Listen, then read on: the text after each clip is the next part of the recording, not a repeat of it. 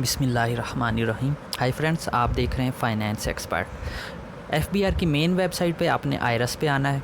Income tax की returns हमने Iris से ही फाइल करनी है।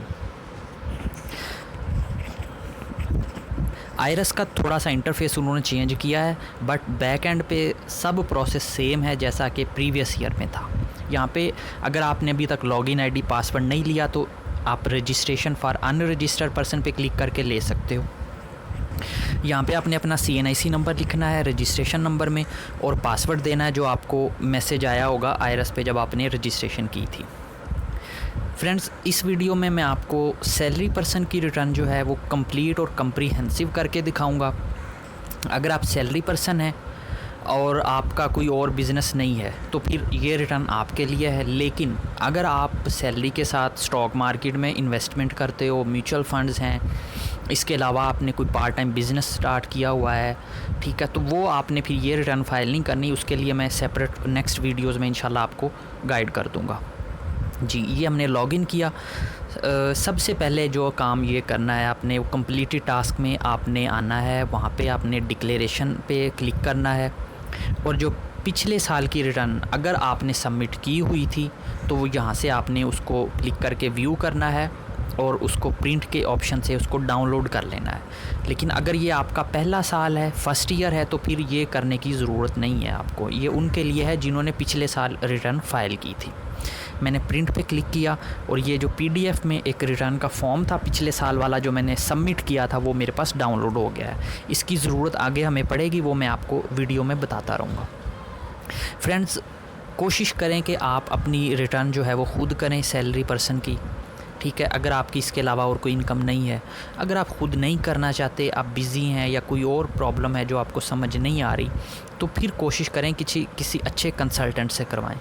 किसी ऐसे बंदे के पास ना जाएं जिसको खुद कुछ ना पता हो, सिर्फ़ अपने थोड़े से पैसे बचाने के चक्कर में।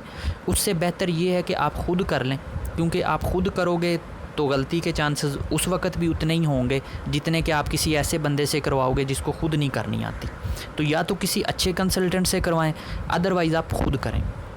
अगर आप हमारी सर्विसेज लेना चाहते हैं तो डिस्क्रिप्शन में मैं अपना WhatsApp नंबर दूंगा, वहाँ से आप मुझसे रब्ता कर सकते हो। डिक्लेरेशन पे आपने आना है।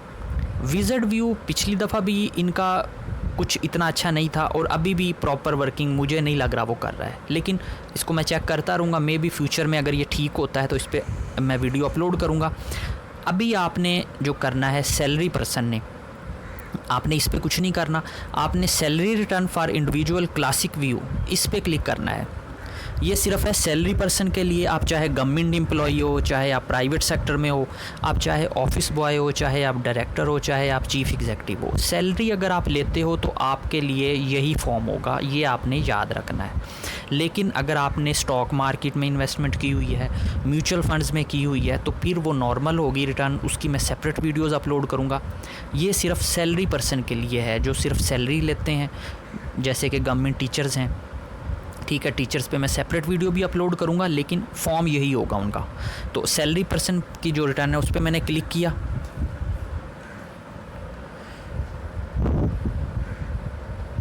जी, ये फॉर्म अभी अपलोड हो जाता है।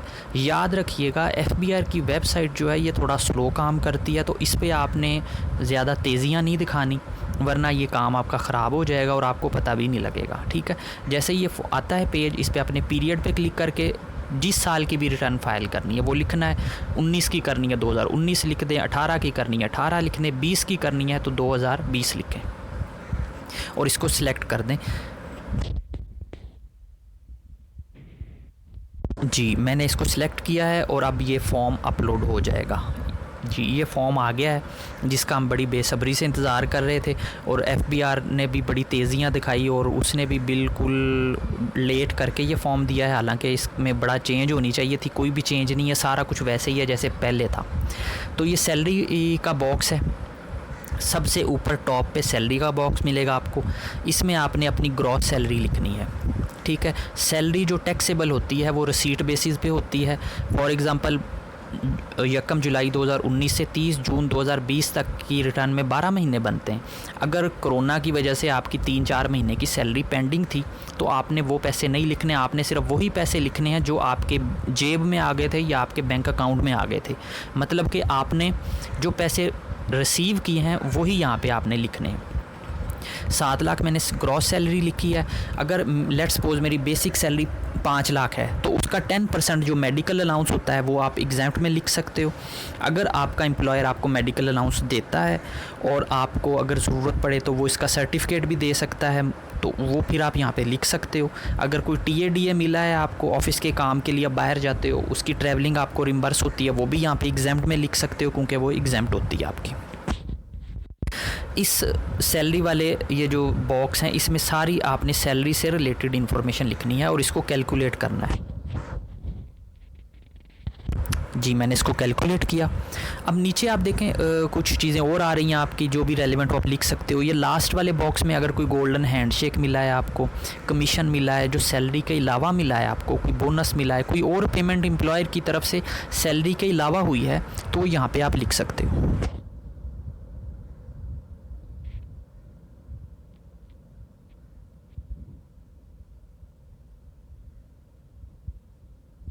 जी मैंने इसको कैलकुलेट किया।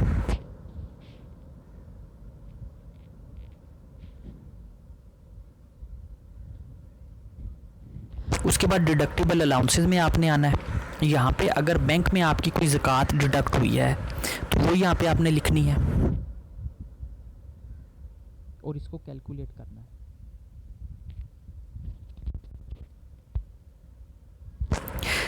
Profit on date under section 60C, अगर घर बनाने के लिए, घर परचेज़ करने के लिए फाइनेंशियल इंस्टीट्यूशन से आपने लोन लिया था, उस पे जो पूरे साल में आपने इंटरेस्ट पे किया है प्रिंसिपल की पेमेंट के साथ, उस इंटरेस्ट को यहाँ पे आप क्लेम कर सकते हो। वो आपके टैक्स में से कुछ कम हो जाएगा और आपको उसका बेनिफिट होगा। लेट्स सपोज मैंने 50,000 इंटरेस्ट पे किया था, मैंने यहाँ पर वो लिखा है। जितने भी बच्चे आपके स्कूल जाते हैं उनकी जो ट्यूशन फ़ी आप पे करते हो, वो चाहे गवर्नमेंट में जाते हैं चाहे प्राइवेट सेक्टर में, जहाँ पे भी आपने नंबर ऑफ़ चिल्ड्रन लिखने हैं और जितनी फ़ीस पूरे साल में उनकी पे की है यकम जुलाई 2019 से 30 जून 2020 तक, वो फ़ीस आपने यहाँ पे लिख के कैलकुलेट करना है।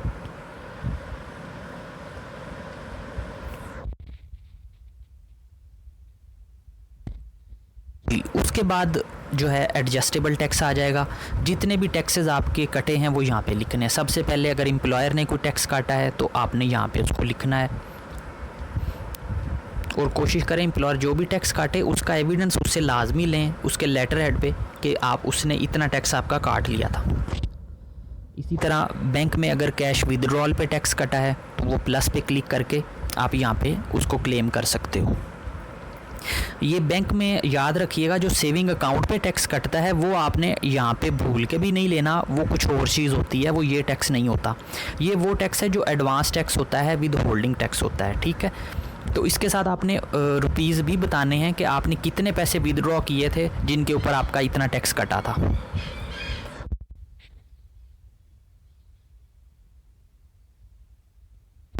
इसी तरह बाकी अगर आपने मोटर व्हीकल पे, कोई रजिस्ट्रेशन पे, ट्रांसफ़र पे टैक्स पे किया है, इनकम टैक्स, तो वो भी आप यहाँ पे क्लेम कर सकते हो। अपनी गाड़ी की इन्फॉर्मेशन लिखें और उसके बाद टैक्स की इन्फॉर्मेशन, जो भी टैक्स की अमाउंट थी वो क्लेम कर सकते हो आप। फ्रेंड्स यहाँ पे ये सारी चीज़ें आ रही हैं। इसमें आपका मोबाइल फ़ोन है, टेलीफोन है, आपके बिजली के बिल पे कोई आपने टैक्स पे किया है जिस पे इनकम टैक्स पेमेंट आ रही थी तो वो आप यहाँ पे क्लेम कर सकते हो। लेकिन बस ये याद रखना है कि आपने सिर्फ इनकम टैक्स क्लेम करना है। FED होती है, कुछ और चार्जेस होते हैं, वो आपने क्लेम यहाँ पे नहीं करने। सिर्फ विद होल्डिंग टैक्स या इनकम टैक्स अगर अमाउंट हो तो वो क्लेम कर सकते हो आप।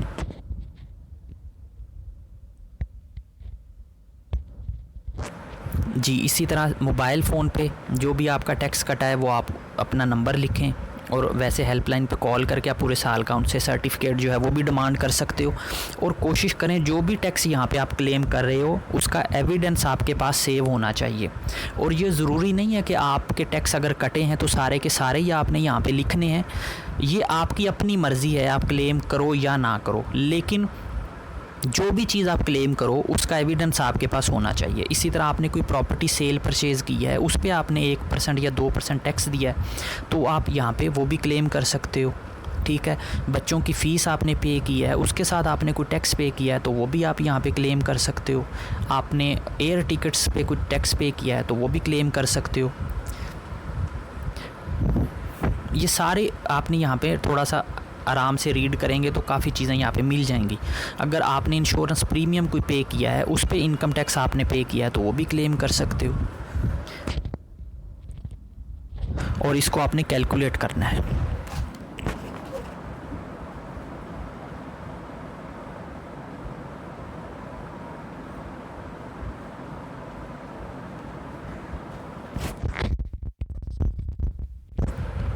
जी, ये मैंने कैलकुलेट किया।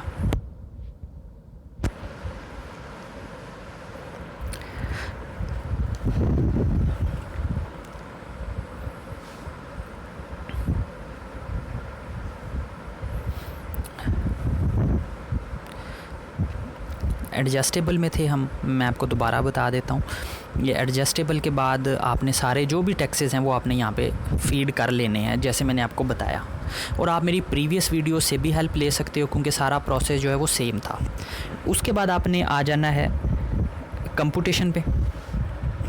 कंप्यूटेशन में आपको पूरी रिटर्न की जो एक पिक्चर है, समरी, वो नज़र आएगी कि पूरी आपकी इनकम कितनी थी, उस पर टैक्सेबल कितनी थी, टैक्स लगा कितना।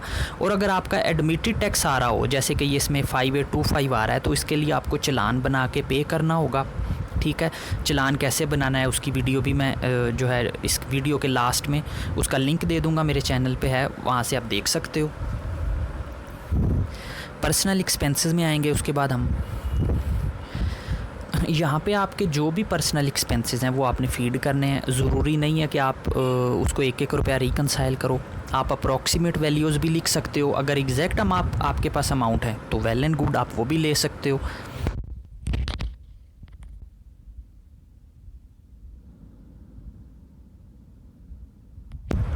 फ्रेंड्स, वीडियो को लास्ट तक लाजमी देखिएगा और इसको ध्यान से देखिएगा। ठीक है, उसके बाद ही आप इस लेवल पे आएंगे कि आप अपनी रिटर्न को बड़े अच्छे तरीके से कर सकते हो। और अगर आपने हमारी पेड सर्विसेज लेनी हो तो डिस्क्रिप्शन में मैंने अपना नंबर दिया हुआ है, आप वहाँ पे मुझसे रब्ता कर सकते हो।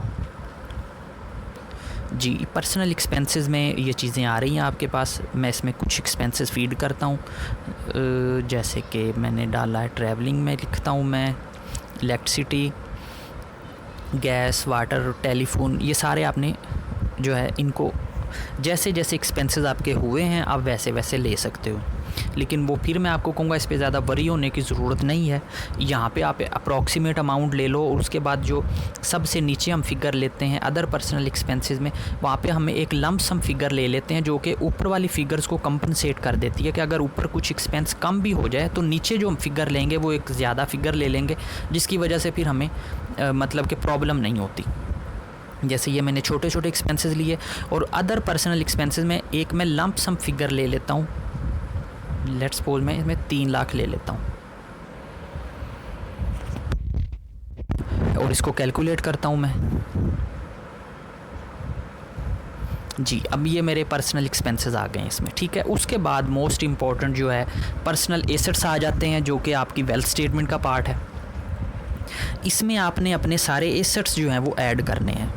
अगर पिछले साल फ़ाइल की थी रिटर्न और ऑटोमेटिकली यहाँ पे ऐड हुए आपको मिल जाएं तो ज़्यादा अच्छा है। अगर नहीं मिले तो जो हमने पीडीएफ में पिछले साल की रिटर्न डाउनलोड किया वहाँ से देख के आप अपने एसेट्स को एज़ इट इज़ ऐड कर सकते हो।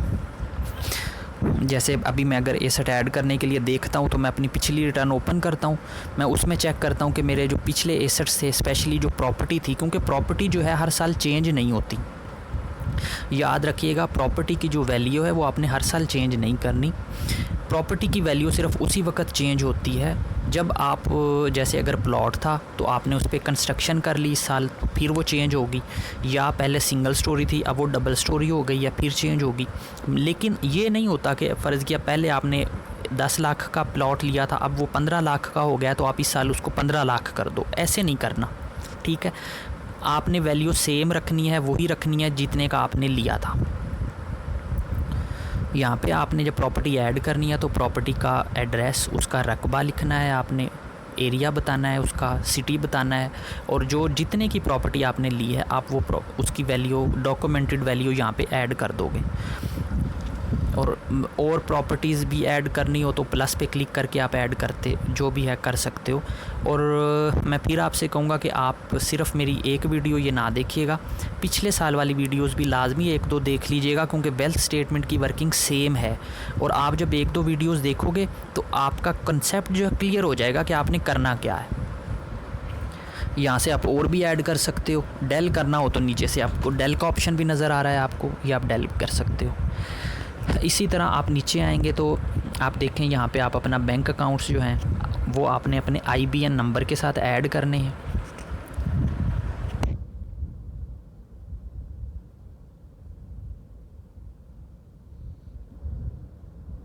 जी, यहाँ पे प्लस पे क्लिक करें और अपना जो IBN नंबर है आप वो लिखें, और जो 30 जून 2020 को क्लोजिंग बैलेंस था आपने वो लिखना है। यहाँ पे क्लोजिंग बैलेंस का मतलब ये नहीं कि पूरे साल में पैसे आए कितने, मतलब ये कि उस दिन 30 जून 2020 को जो बैलेंस पड़ा हुआ था वो आपने यहाँ पे लिखना है। जितने भी आपके बैंक अकाउंट्स हैं उनके IBN नंबर यहाँ पे आपने ऐड करने हैं और उनका बैलेंस लिखना है, और इसको कैलकुलेट कर दें साथ साथ आप।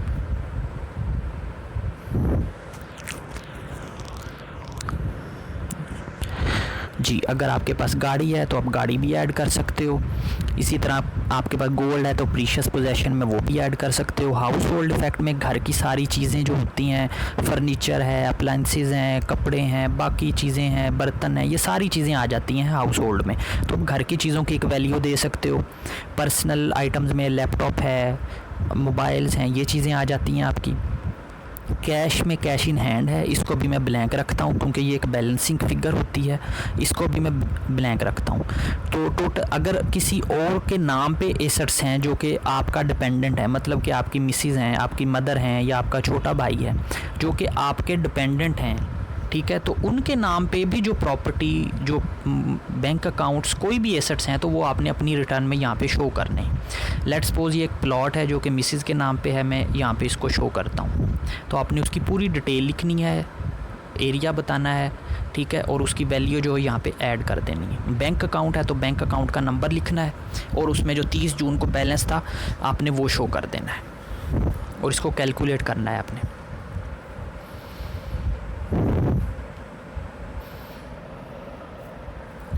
जी, मैंने कैलकुलेट किया। अगर पाकिस्तान से बाहर कुछ एसेट्स हैं तो वो भी आप शो कर सकते हो यहाँ पे, ठीक है। इसी तरह आपने अगर किसी से लोन लिया हुआ है, किसी बंदे से लिया है, किसी बैंक से लिया है, तो 30 जून 2020 को जितना पेएबल बैलेंस था जो आपने देना था वो यहाँ पे आपने शो करना है। आपने उस बंदे का CNIC लिखना है, बैंक है तो बैंक का नाम लिखना है, और लोन की अमाउंट लिख देनी है।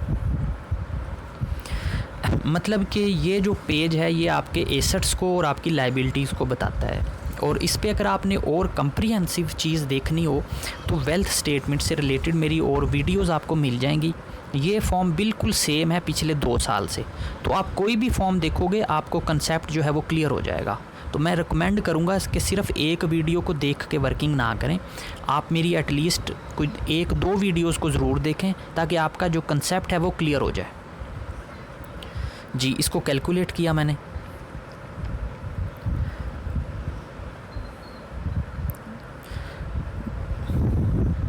और उसके बाद मैं आ जाता हूँ रिकन्सिलेशन ऑफ नेट एसेट्स में।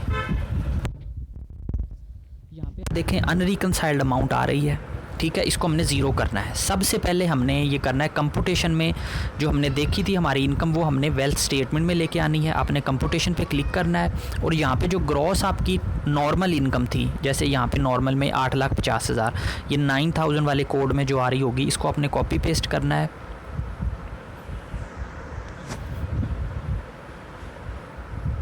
और इस पे यहाँ पे आपने पेस्ट कर देना है income declared as per return for the year subject to normal tax. उसके बाद कैलकुलेट करें आप इसको ताकि ये सेव हो जाए और अपडेट हो जाए।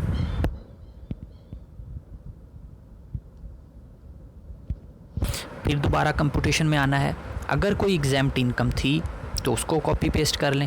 अगर नहीं है तो उसको ना लिखें, ज़रूरी नहीं है कि आपने हर दफ़ा लिखनी है। अगर आपकी एग्ज़ैम्प्ट इनकम नहीं होती तो ना लिखें, सिर्फ उतनी लिखें जो टैक्सेबल है, जिस पे टैक्स आपका कट चुका है बस, और इसको कैलकुलेट करें। अच्छा, अब आपने इसको कैलकुलेट कर लिया।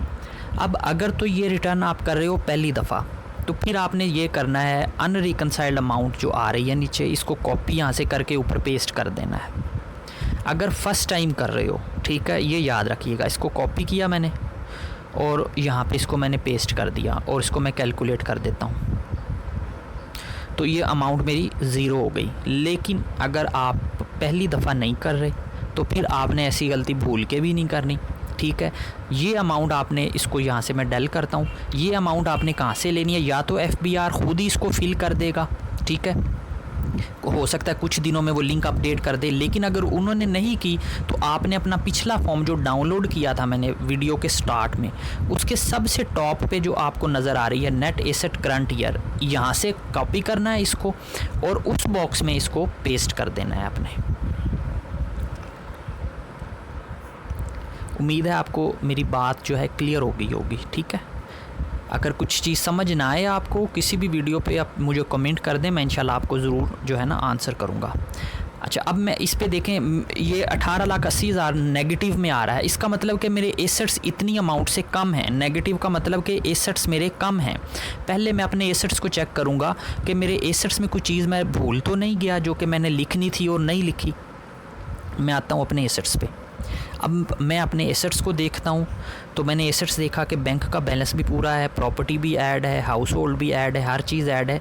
जब मैं नीचे आता हूँ तो मैं देखता हूँ कि कैश इन हैंड मेरा जो है वो ऐड नहीं है। मेरे पास 15 लाख कैश इन हैंड था, तो मैंने, और ये वो बैलेंस है तो जो 30 जून 2020 को आपके पास था, ठीक है। मैंने 15 लाख यहाँ पे लिखा और मैंने इसको कैलकुलेट कर दिया।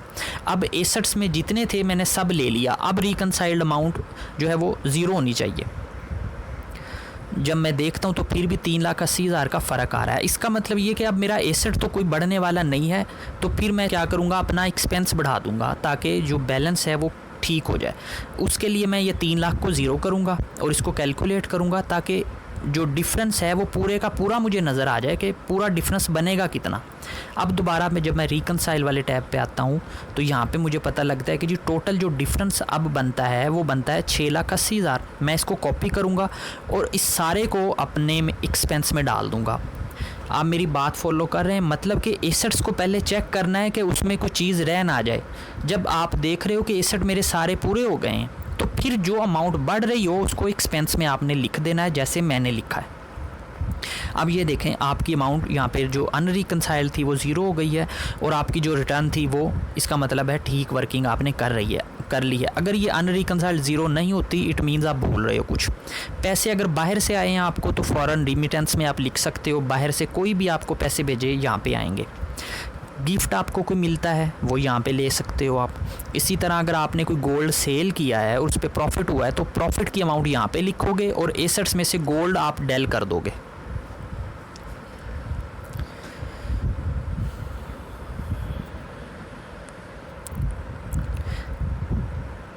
अगर फिर भी कोई चीज़ समझ ना आए तो वो मुझे आप कमेंट में पूछ सकते हो। और अगर आप रिटर्न खुद नहीं करना चाहते, आप हमारी सर्विसेज लेना चाहते हो, तो हमसे आप डिस्क्रिप्शन में नंबर दिया है, वहाँ से आप कांटेक्ट कर सकते हो। अगर आपका एडमिटेड टैक्स था तो चालान बना के आपने पे करना है और पेमेंट के लिए आपने पेमेंट में आके यहाँ पे उसको प्लस करोगे तो वो चालान इधर आ जाएगा और उसको आपने अटैच करना है इसके साथ। अटैच करने के बाद यहाँ पे आके डाटे में इसको कैलकुलेट आपने दोबारा करना है। जब आपका चालान भी अटैच हो जाए तो फिर आपने एट्रीब्यूट में आना है और एट्रीब्यूट में सिंपल सा आपने बताना है कि आप रेजिडेंट हो और जो नंबर ऑफ़ चिल्ड्रन हैं आपने वो बताने हैं। यहाँ पे नंबर ऑफ़ चिल्ड्रन जो पहले आपने बताए थे वो बताने हैं। उसके बाद आपने इसको वेरीफाई करना है और ये सबमिट हो जाएगी। फ्रेंड्स, वीडियो अच्छी लगे तो दोस्तों के साथ शेयर कीजिएगा, चैनल को सब्सक्राइब कीजिएगा। इंशाल्लाह और भी अच्छी अच्छी वीडियोज़ मैं आपके लिए लेके आऊँगा। अगर आपने हमारी सर्विसेज लेनी हो तो आप रब्ता कर सकते हो। Thank you. अल्लाह हाफिज़।